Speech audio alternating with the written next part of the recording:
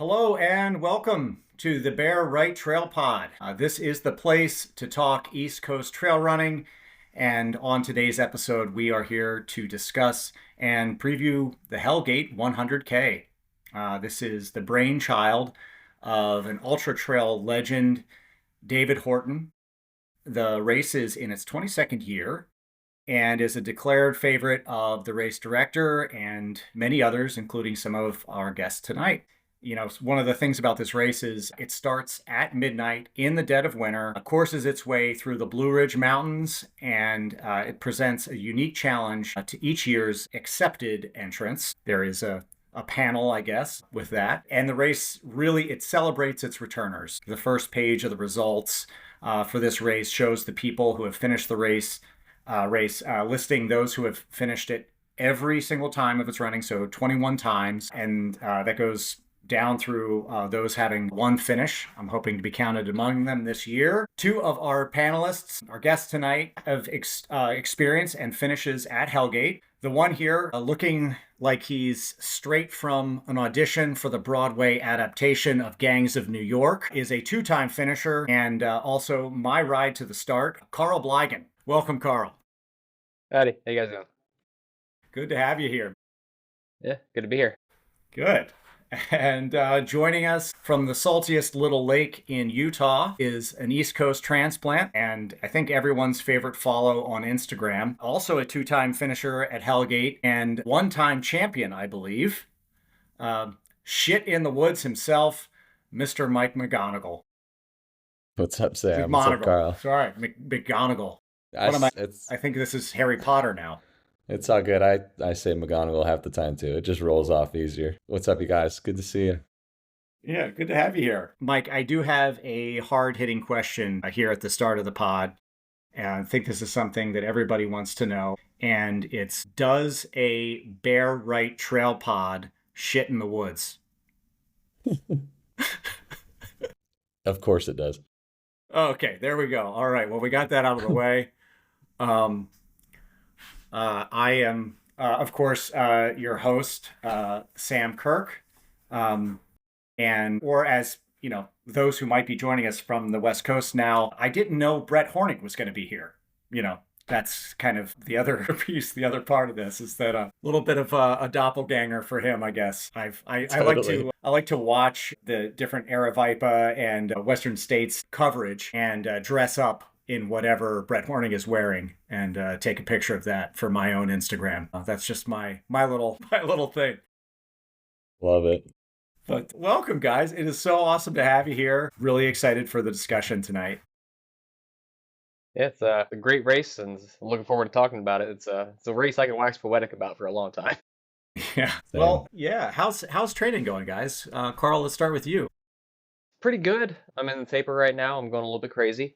We just had a lot of snow dump over us last night, so I'm not really looking forward to going outside. But overall, I've had a couple solid weeks. Not last week, the week before, I got in a good about Hellgate's length of miles and about 17,000 feet of climbing, all on Pennsylvania Wilds trails. So Nice. that was like my big peak week leading into the race. Other than that, just kind of taking it easy. I've been doing a lot of headlamp miles based on my work schedule, just because I have to either run early in the morning or after work at like six in the evening. So I've done a lot more headlamp miles this year than I did the previous 2 years. So I'm hoping that that works out in my favor. I would expect it might. Yeah. How about you, Mike? Yeah.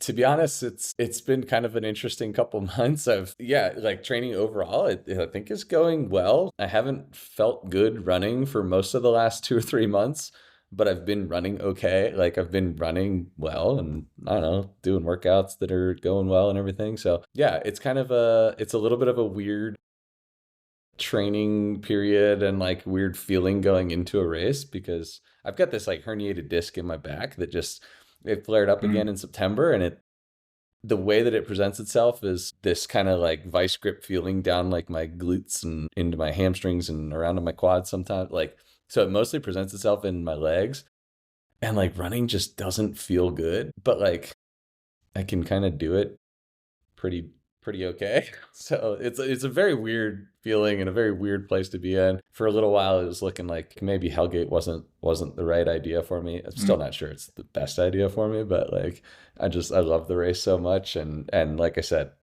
the runs I've been doing, the workouts I've been doing are still going pretty well. And just a couple days ago, all of a sudden, like my back started feeling a lot better. So maybe that was really good timing. Yeah. So yeah, it's a Well, if it's different, kind of a yeah. different one. And if it's any consolation, I don't think that any of this is a very good idea for any of us. So, I mean, I do think that we should probably seek more professional help than we get. And I've been experiencing some of that same stuff as far as like the workouts, the runs, like they're going fine, but a lot of times they don't feel great. And every once in a while, I'll pop off one and it does feel really good, but Yeah. it's not super regular right now. So I can relate to you there. And yeah, but just wanted to see how you guys are, coming along with that, how things are going. Try to get the inside scoop there on my competition. That's really what actually the podcast is about. And but also wanted to know, just a little bit more about both of you. I know you both a little bit, but not a lot, and wanted to talk about some of the connections with the East Coast, what you love about it, um, what might bring you back to the East Coast from time to time, Mike, with you, and then Carl. I know you're racing up and down the East Coast, but Mike, let's start with you and your connections on the East Coast here. Yeah, I grew up in Maryland. I live in Salt Lake City now. I've been here since like 2017.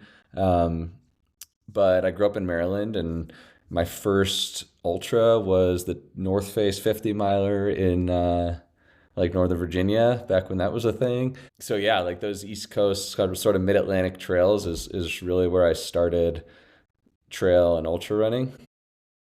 And I did a number of the races kind of especially in like the Maryland, Virginia region in my first few years as an ultra runner before I started kind of moving around a bit more around the country and ultimately settled down out here in Salt Lake City. But yeah, so I think for that reason, there's definitely a lot of nostalgia that comes with East Coast trail running to me. So that's definitely like a big piece of it, is that like pun not necessarily intended, but it is sort of my roots, right? Like are those just sort of low key, dirt baggy, like just Virginia type trail races in the woods. One thing I always love though, that's not just the nostalgic piece, but like something that always really drew me to the community there or to the races in the East Coast is like there is this just really, really just like low key sense of like core community. And I just love, like I always joke that like an East Coast trail race is generally just like a bunch of Subarus parked at like a random lot in the woods somewhere, and like that's the start and finish line probably. And like I don't know, there's just like a really cool like running for running's sake sort of sense of like love for the trails, love for the sport kind of community that really keeps drawing me back.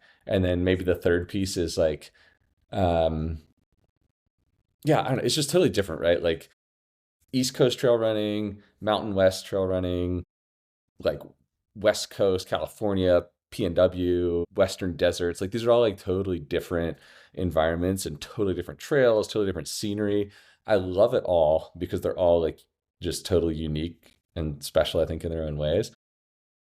For East Coast trail running, for me, it is the woods. It's like it's where shit in the woods was born. Was really like the idea for that was like I just loved doing shit in the woods growing up in Maryland. And I think of the woods and especially Hellgate as like it's kind of like this gauntlet feeling of like you're going into the woods to get the most out of yourself. There's not a whole lot of like real special views or anything like that. It's like you and the woods and the trail and see what you can get out of yourself, and then ultimately end up back at the line in the dirt finish line and hang out with all your buds.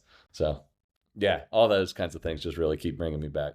Plus, obviously, logistics speaking, Leah and I combine a lot of our East Coast race trips with family visits because we still have a lot of family in the area.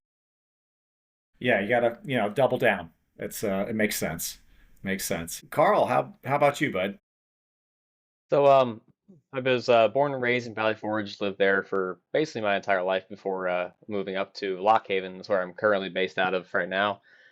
moved for work. I work for Wawa, which, if for anybody listening that's not familiar with Wawa, Wawa is the best convenience store in the country. You can suck it if you disagree. We're bringing Get we're some bringing Wawa. hoagies.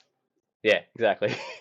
We're bringing Wawa to North Central Pennsylvania. I'm going to be the assistant general manager of a store at up in Williamsport. Let's go. We got to get a But Wawa getting versus Sheets conversation going. Yeah. so well, actually, where my store is being built right now, I can literally look out the window and see a Sheets. Oh, that's so East Coast. Yeah.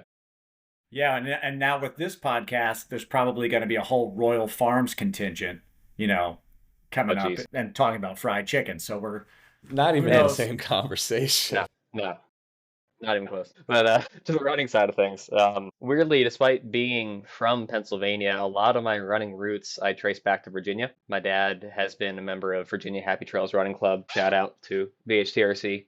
For a good number of years, he's the course director for two of their biggest races, the Macedon 100 and the Bull Run 50.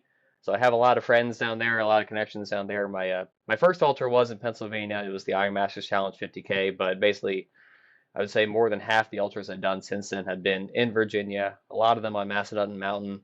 Um, the HTRC has done a whole lot of. They constantly do a lot of what we call fat ass runs on the Macedon trails and around the general Virginia area. There's 50Ks. They do an annual one called the Ring, and they also have one called Reverse Ring. It's clockwise and counterclockwise runnings of the Macedon Trail, which is about 71 miles of rocks. They do that every year. That's how I kind of fell in love with ultra running. And in addition to VHTRC, they have the best aid stations in the entire world. And even the fat ass races, you won't find better support anywhere in the country. Whatever you need is there. And going out to Hellgate, my connection to Hellgate actually goes back to the first edition of it. And that's not because I ran it, but my dad ran the first 5 editions. Oh, wow. And Nice. both he and Horton will wax poetic about that first race. They didn't have to use their headlamps for the entire night. It was a full moon. There was snow on the ground, and there was magic in the air. And even if you were to ask Horton about what he felt about that first year, you get a little twinkle in his eye. You can see that he just has such a strong love for the race. And back in I've ran the race 3 times. DNF last year, but finished twice. My first race in 2021, I signed up just kind of hoping to get that same kind of magical experience, and I did. It's just the midnight start. It adds another level of challenge, but at the same time, kind of it levels the playing field, so everybody has to run in the dark. I love that aspect of it, and also I kind of grew to love that midnight start. I don't know why, but it just works for me. So yeah, lots of love for my Virginia trail running family. Yeah, well, let's get right into it. I mean, you got to start it into Hellgate here. So you have those 2 finishes, that midnight start that we're talking about. So far, seems like a big plus for the race for you. I know that when I've mentioned that in passing to non-ultra running people, they're like, "Are you effing crazy? Like you're starting a run at midnight in December in the middle of the Blue Ridge Mountains?" So, Mike, what has been your take on this race, the format? What's bringing you back? Yeah, I think Hellgate is like quintessential trail running, like quintessential trail ultra running in my mind. I also love the midnight start. I love nighttime running, and I think nighttime running is one of the coolest things about ultra running. Obviously, there's a ton of different brands of ultra running where you never do run at night, but kind of like Carl said, I love the fact that like everybody has to do it for at least 7 hours or so at Hellgate.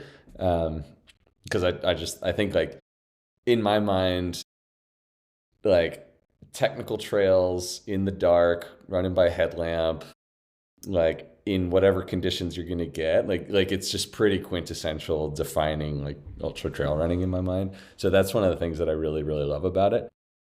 I also think I love the distance. I don't know, like 100K-ish is, I think, a really, really fun distance. The point-to-point nature of it, you feel like you're getting something done, you're going somewhere. Yeah, like the it's a 12:01 a.m. start, and so at like the strike of midnight, you're this group of like 140 people standing in the dark next to some rusty gate singing the national anthem. Like, it's just freaking cool, dude. Like, it's just a vibe, and I'm here for it. And then, yeah, I think it's a challenging course. So, like, it definitely tests everybody no matter what. And, like, the conditions, man, like, I've been there 3 times also, 2 finishes and a DNF.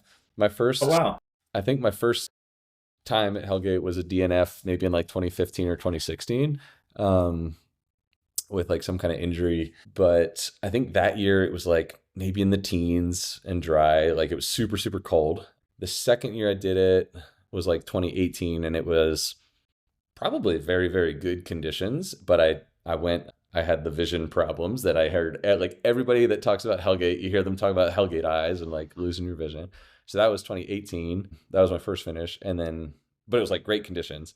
And then 2019, it was like maybe some of the worst there's ever been. Like, it was in the 30s and raining at the start and for the entire night. Like, some of the like gravel road climbs were sheets of ice. So yeah, just 3 like totally different experiences in my 3 years there. And so that's another thing I love about it, is like, you don't really know what you're going to get, but you're going to be challenged. So I don't think I saw I didn't check the year, but was that third rainy, icy year the year that you won? Yeah, it was. That checks out. That really checks out, Mike, because it's a race through the night in shitty conditions, and you persevere. That checks out. That's what I remember from Grindstone, was you out there running through a tropical storm that through the entire night, and coming out with an incredible race. So I think that definitely shows your East Coast grit, that you embrace those kind of conditions, running in all conditions. And I think that's really cool. It's like where you rise, you rise to the top is in those intense conditions. How would you say this kind of course compares to like a UTMB? You ran UTMB this past year, right? Yeah, this summer I did. Yeah. Or yeah, this year. Yeah. Yeah. What sort of you know, feel, I mean, because that you're running through the night there as well. What what are these trails like compared to trails out there in Europe? Have you been on any of those trails in the Alps? Carl, have you? Not yet. Yeah. There's very little in common, to be honest. Well, Katie Scheid had always talked about like the New England trails having I think a there's lot in common. Yeah. Yeah, I think there's more in common maybe with like the White Mountains, Okay. and some things up there where there's a bit longer and maybe a little bit steeper climbs and things like that. But yeah, the Hellgate trails are, I think, totally. I mean, the leaf, like, there's not a single leaf on the UTMB course. Okay. So that's a huge difference. The climbs are just way more. Yeah, I mean, Hellgate's a much more runnable race by those standards. Yeah, the technicality. I mean, there's a lot of parts of UTMB that are super cruisy trails, and then there's some parts, especially later on, that are quite a bit more technical, probably, than a lot, like in terms of routes and things like that, than you'd experience at Hellgate. So yeah, I mean, they're totally different. But I just think like kind of each uniquely challenging in their own way. Yeah, I mean, I'm sorry, this is a little bit of an aside, but like, I mean, how would you say that your race at Grindstone sort of prepared you, or how those maybe aligned, for those who might be looking to do that for their own trips out to other East Coast runners here who might be looking at Grindstone as a preparatory race for. Yeah, I mean, I think when it comes to running 100 miles, like, fitness is fitness, like Grindstone and UTMB are 2 entirely different events. I mean, I probably ran almost all of Grindstone, and I definitely can't say that about UTMB. Like, it's just 2 totally different styles of ultra running. That's not to say that, like, yeah, I mean, I think if you can do Grindstone, you can do UTMB. If you can do any 100 mile, you can do UTMB. It's just a matter of strength and fitness. However you apply that is, I think it can work for anyone. Like, I mean, I live in Salt Lake City. I have the luxury of training on trails that are relatively similar in terms of like the duration and steepness of climbs that you'd find at UTMB. I don't train a whole lot of specificity for the type of trails you see at Grindstone. So it's kind of like, take what you can get. But I mean, I think, yeah, like I said, I think if your fitness is fitness, and like, don't expect to run as fast at UTMB as you do at a race like Grindstone. Yeah. Well, I've taken us off the rails here. We're in Grindstone, we're in UTMB. We're supposed to be in Hellgate. I don't know I don't know who hired this guy. Okay, so getting back to Hellgate here a little bit. We have that that midnight start. The beauty of these rugged trails. Going to be running through leaves. Started to talk about a little bit of the Hellgate eyes and things along those lines. Some people might be listening to this looking for a little bit of advice, looking for a little bit of experience on things to be aware of, gear choices, things along those lines. Probably not going to get a year where we're not using headlamps. So let's get into gear a little bit here. What are you guys going to be packing, Carl? Like, what are you going to have in your pack? What are you going to be lighting with? What are your gear choices looking like for how you're going to be prepared? In my vest, I'm definitely going to be carrying a backup rainproof, waterproof jacket just in case, because the weather does have a tendency to shift from nice to shitty at the drop of a hat, basically. So that's important. Headlamps, I always have a backup. My primary is going to be I just got it. It's a Phoenix rechargeable one, but it works brilliantly. It lasts like 8 hours at the medium setting. What was your other question? Sorry. Well, yeah, I mean, basic gear choices. So, is this a race where you're going to be like, you know what? I always wear gaiters, or Oh, no, God, no.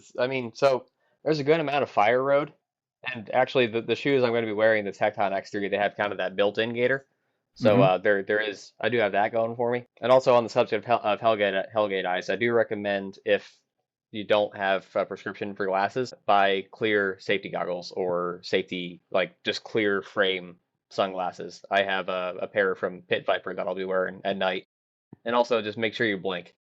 That because Hellgate eyes, the doctor whose name I'm now forgetting, who's at every one of Horton's races, he basically said that Hellgate eyes are caused by a lack of moisture to the eyes. So if you keep blinking, you're gonna like clear out that dust and debris and all that gets built up in there, and just make sure you keep moisturizing your eyes. That way they don't fog up. That's how I've never had to deal with Hellgate eyes, but I'm also unlike Mike, I've had pretty good weather the 3 times I've done Hellgate. Last year was probably the best weather we've ever had, and I DNF'd, and I'm so pissed at myself for that. But knee issues will pop up when they pop up. And the first year I ran it was what we call fog gate. It was you literally could not see more than 5 feet in front of you. It was insane. And my dad crewing me, he had to literally like open the door of his car on the Blue Ridge Parkway and make sure that he was like riding the yellow line, just to make sure he was staying in the lane. That's how bad the fog was that year. And then 2022 we started in the wet and the rain. I think the rain lasted until like 6 or 7 in the morning. So I always like to make sure I have a waterproof jacket, backup headlamp. The aid stations are not that far apart, so I wouldn't really worry about having like to carry too much water between aid stations. And especially because there's a lot of the course that is so runnable, there's not a whole lot of time spent between aid stations. So that does make it logistically a little bit easier than a race like UTMB or Hard Rock, where you're spending like 3, 4, sometimes more hours between aid stations. So not a super self-reliant one, but you want to make sure you're probably able to keep yourself warm there between those aid stations and things like that. Oh yeah, definitely. Stuff along those lines. Mike, you got any Maybe I'll describe what I experienced with Hellgate eyes, because I know people hear that term a lot, but the way I experienced it was around the time the sun started coming up. So maybe 7.5 hours into the race, I noticed that like vision was starting to get a little bit kind of hazy, or it almost felt like there was like something in my eye that was like making my vision a little blurry. And over time I realized there was nothing to get out of my eye. It was just that my vision was kind of turning a little bit. And by the end, I mean, I think by about maybe 10 hours in or so, now less than that, by like 8 or 9 hours in, like once it was daylight, I mean, I remember going through the forever section, like hunched over, like squinting, like trying to make out the trail and like still running, but not like just trying to make out the textures of the ground to make sure I didn't trip. And I remember like the last downhill, the last 3 miles or so of the race are like super cruisy downhill fire road and then onto pavement and like kind of on that fire road part. I remember still just like running because I was like in a hurry, and I think I got third that year. So it was like still like a competitive, kind of in a competitive position in the race, and I didn't want to lose that. And I just remember like running probably 7-8 minute pace or something, but like squinting down at the ground, just trying to make out like the textures of it, because by that point it was like, yeah, both eyes were just totally blurry. So it was bizarre. And then within a few hours of finishing, it was, my vision was back to normal. So really bizarre experience, but that was how I experienced it. So then the following year when I came back in 19, I had clear sunglasses or whatever, which don't work if it's raining because they just get covered in rain and you can't see. So I ditched them at the first like cruise stop at up on the parkway there at like mile 8 or so. But definitely agree with Carl. Like, recommend having something like that to cover your eyes if you can. Doesn't happen to everybody, but if you're unlucky enough that it does, it kind of sucks. So definitely an important piece of the Hellgate gear list. And yeah, I think like I haven't like, I don't know what we should expect next weekend yet, but assuming it's somewhere within like a normal-ish range, I think I'll use a waterproof jacket as like my warm layer. And if it rains, then I'm already waterproof. And I mean, I don't know. I wouldn't be surprised on like a mildish year. Like you could probably be running in short sleeves and gloves or something and be totally fine. So that's kind of what I'm thinking, is a waterproof layer up top to as my warm layer. Yeah, I think Right now, I think. Sorry, Sam. I think we were I checked about the to weather say a the little same while thing. ago. Check the weather. Yeah. Okay, yeah, it was looking pretty mild with like some chance of rain on Saturday. That was the last time I checked. We'll Yeah, be we do running we deal through with it, what we get. whatever it is. Yeah. Yeah. We deal with whatever it is. I think that's great advice, guys. Um, I heard about the Hellgate eyes and, kind of taking that seriously. I think taking the waterproof seriously as well. I know at Grindstone, which is like the only long race that I've done with really poor conditions, um, and in which I had a really massive temperature drop, 45, 50 miles in there, where I didn't have a good waterproof. And luckily, I exchanged with my pacer at the time, who was Joshua Finger, and he gave me his waterproof. His core temperature wasn't dropping right then, so we just exchanged jackets and changed everything for me. So I'm definitely going to be prepared with a much better waterproof. I'm not doing the Houdini jacket for Hmm. for this one again because No, that's all I had was don't let Patagonia Orton Houdini. hear you say that Why? because it's Patagonia. I'm He's a Patagonia guy. I love my Patagonia Houdini jacket. It just was insufficient for that, and something like when you're vulnerable at that point in time, everybody's going to get vulnerable in the race at some point, right? And when you are there, it's good to have something that can keep your core temperature in a good spot. So I think that's really great advice for people who might be trying to go a little lighter. Everybody's always trying to shave weight on these things, and sometimes it doesn't pay off. Uh, that's the main thing there. So this race it's been competitive. It's seen a lot of great people come to this race year after year, as well as just a lot of people coming back year after year after year. And so I just wanted to talk about some of these historical performances, just make mention of the course record, that sort of thing. So let me pull this up here. Yeah, we've got the course record for on the men's side is Brian Coolmo in a 10:10:38, which seems smoking fast, although the times over the past several years have been really, really quick there on the men's side. And then we've got Rachel Spalding with just under 12 hours, 11:59:06 for the course records. Those seem pretty stout records here. What do you guys think about those? I'm not going anywhere near them. That's what I think. Oh, I want to try to break 12 hours, so I hope to get close to the same level that Rachel was on that year. Yeah, 10:10 is way beyond my pay grade. Okay. You're getting paid? I'm getting paid in fun for myself. There you go. Dude, I think big shout out is probably deserved to Dubova, Michael Dubova, kind of a Hellgate legend who I think has just over the years sort of been paving the way to show what's sort of possible on that course. Was he, because I don't think did he have the record when it was like 10:42-ish? I can't remember if that was him.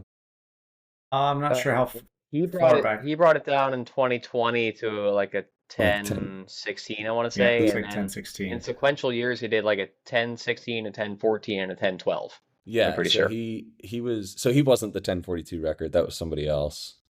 I forget who it was I now. think so. Yeah. Okay. But in any case, yeah, like you said, like I think 3 years in a row then he ran basically plus or minus 1 minute of like 10:15 or 10:14. And I mean, I just thought that was really, really cool, really, really consistent. And I mean, I think if you look at his races, he ran like really, really evenly and like well-paced runs. So shout out to Dubova for like I think showing what's possible on that course because like lowering it, I mean, over 30, like probably 30 minutes basically from the previous course record. Like that's a huge step. And then Colmo, he's a buddy of mine out here, lives here in Salt Lake. He went out, I think the last 2 years. I want to say he might have been second place 2 years ago, and then he went back last year and ripped it down to 10:10. Wow, yeah.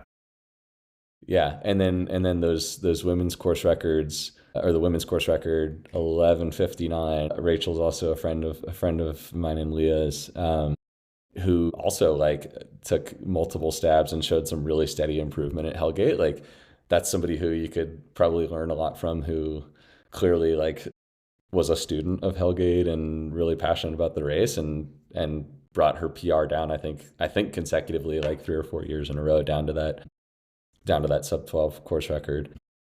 Yeah, she Yeah, has. Yeah, she has two of the top 10 times. They're on the men's side between those two guys. They've got five of the top 10 times. that's So awesome. you got a lot of people coming back and really trying to get it right. Totally. Really trying to, or just loving the race that much. That's clear as well. It was 2 years ago in 2022. I ran still my PR. I ran a 12:15. I came in 12th male, and I got to the finish line, and Horton's like, I told Horton's like, yeah, that was a 27-minute PR for me. And it's like, yeah, and you were still outside the top 10. What does that tell you? It's like, these dudes are fucking fast. It's just there's a lot of fast dudes coming to this race. It really brings a lot of competition, and it's good to see. Like you said, there's not a whole lot of big name races on the East Coast that draw the kind of competition, except for like maybe JFK, which that's a completely different ballgame. Oh yeah, Totally. that's a whole different race in every single way. So guys, yeah, just as we're finishing up here, what are your personal goals for the race returning here? What are you looking to get out of it? Let's start with you, Carl. So like I said, I DNF last year, so I want to get redemption. Time wise, like I said, I want to break 12 hours. I've gotten fairly close. I ran a 12:42 and then a 12:15. So I do want to break that to get over that hurdle and break that 12-hour barrier. If I can get top 10, that'd be great. That being said, top 10 last year, I think you had to run like less than 11:30. It'd be Really? a big step for Damn. me to go that fast. Last year was probably the best weather we've ever had. It was a really stacked field, so it was very competitive. But yeah, that's my goals. Just break 12, finish, and have fun. Nice. Enjoy the night, man. Carpe Oh noctem. yeah. How about you, Mike? It's hard to say. I mean, I wanna have the best run I can from the Hellgate gate to Camp Bethel's. I mean, I know Brian Colmo very well, and I know Dubova pretty well too. And there's no reason I shouldn't believe that I can run somewhere around that 10-hour mark, Awesome. which I think would be really cool on like my best day. But I have my best day at maybe like 40% of the races that I run, maybe less. Mm. So time wise, that's definitely like on my mind, but ultimately, I just want to go out there and have a blast and soak it all in and have the best 66.6 miles that I can. So, it'd be cool to win it again, obviously, but I know there's going to be some stiff competition to do that. So, yeah, just kind of get the most out of myself, see where that puts me both competitively and time wise. Well, that's awesome. Yeah, yeah. I'm looking forward to it. I too, I'll be racing down there with both of you, as you guys know. Um, Personally, I'm hoping to have I'm hoping to have a good day down there. I think I'm in good shape. I'm hoping to exercise some of the demons from my previous races here. I've not put together a good race in some time. I've put a lot of pressure on myself. I've done a lot of things wrong, especially from a nutritional standpoint, and so I'm looking at this race as a way to try to execute one really well, and that's really what I'm hoping for. I don't have a whole lot of time goals in mind. Or I do expect that if I am careful and efficient, that I'll be in the thick of it at the top of the race as well. And I don't want to take myself out of it, because that's what I've done in the past several races. I've taken myself out of it, and I really don't want to do that this time. Dude, I saw the way you blasted the what was it, like last 100K of grindstone, like whatever it was. I know you had some troubles there in the middle, and then just Yeah, completely blasted it. yeah. I mean, I definitely closed well, but I was so far behind at the point, and that's what I really don't want to do. So I also closed well at my most recent race at Twisted Branch too. I mean, but when the middle of the race, you just take yourself out of it by 2 hours or whatever it is that you do. There's not much you can't kick that hard. So, well, anyway, guys, thank you so much for joining me here tonight. I know that we're approaching the time that we got to go. I hope to spend some time with both of you out there, get to know this race with you, get to know you both better, and I just really appreciate having you here on with me. Dude, one more Been a plug pleasure. for the Hellgate community. That's one of the best parts about this race too. It's just like it's got its whole cast of characters, right? There's like, I mean, Jordan Chang, dude, is going for I think number 18 this year, something like that. Like, Okay, and he's nice. And usually like on the podium or deep into the top 10. You got like the Chris Roberts, John Anderson, like constant battles and everything. Like Horton himself obviously brings so much charisma and character to this event. So it's a really, really cool gathering of and cast of characters, I think, just in the woods at midnight. So Yeah, I'm one more sure we're plug for gonna that. meet lots of people. shout out to Yeah, the guys who have run every single edition, all 21 and now 22. There's 5 guys still remaining who That's who have done amazing. every single one. it's insane, intense. Well, thanks so much, guys. I will let you go now, and thanks to everybody who's been listening out there. If you can, subscribe or do that kind of stuff. So, thanks, and happy trails, guys.